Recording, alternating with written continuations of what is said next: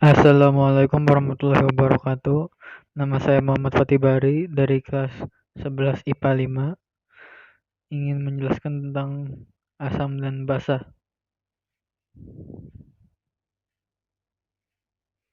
Jadi teori asam basa itu ada 3. Yang pertama itu Arrhenius. Di sini tertulis asam adalah suatu zat yang apabila terlarut dalam air dapat menghasilkan ion H+. Contohnya bisa dilihat. Dan basa adalah suatu zat yang apabila terlarut dalam air dapat menghasilkan ion OH-. Yang kedua itu teori asam basa menurut Bronsted-Lowry.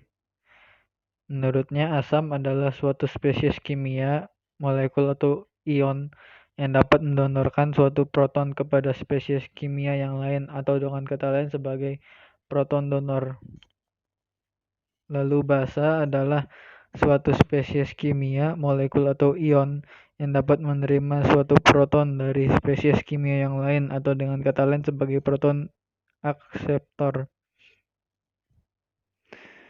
Yang ketiga, teori asam basa menurut J.N. Lewis.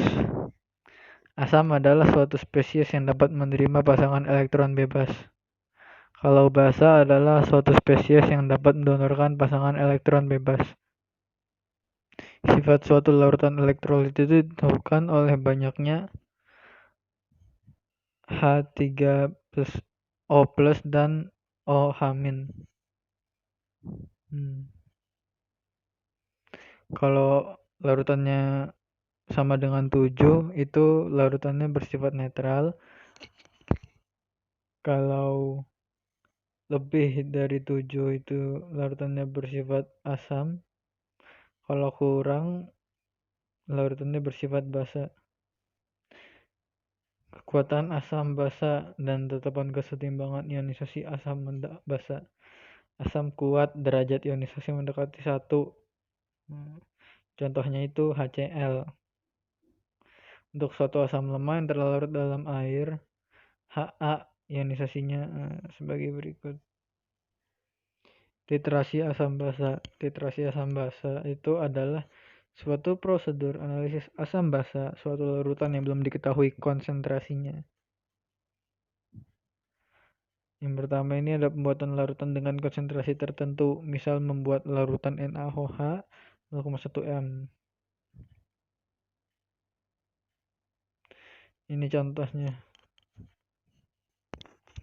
Titrasi asam kuat dengan basa kuat. Kebanyakan prosedur yang digunakan untuk menentukan konsentrasi suatu larutan asam atau basa adalah titrasi asam basa.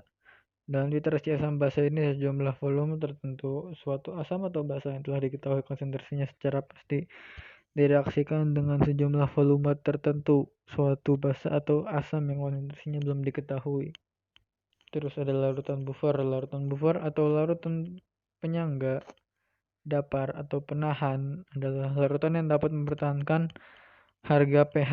Maksudnya jika larutan buffer ketambahan sedikit asam atau basa, maka pH larutan tersebut tidak banyak berubah.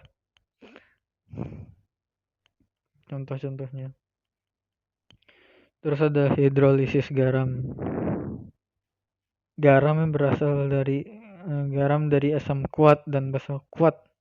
Garam yang berasal dari asam kuat dan basa kuat jika dilarutkan ke dalam air akan terionisasi sempurna dan tidak terhidrolisis. Contohnya ini di bawah. Kalau garam yang lemah dan basa kuat,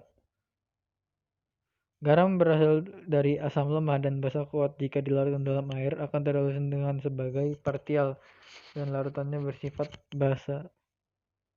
Contohnya di bawah. Kalau titrasi asam lemah dengan yang basa kuat, reaksi antara asam lemah dengan basa kuat akan menghasilkan garam yang bersifat basa, sehingga pada saat titik ekuivalen dicapai pH larutan lebih besar dari 7. Misalnya reaksi antara CH3COOH dengan NaOH membentuk CH3COONa dan air. Yang keempat, garam berasal dari asam lemah dan basa lemah. Larutan garam yang berasal dari asam lemah dan basa lemah mengalami hidrolisis total. pH larutan bergantung pada harga Ka dan Kb.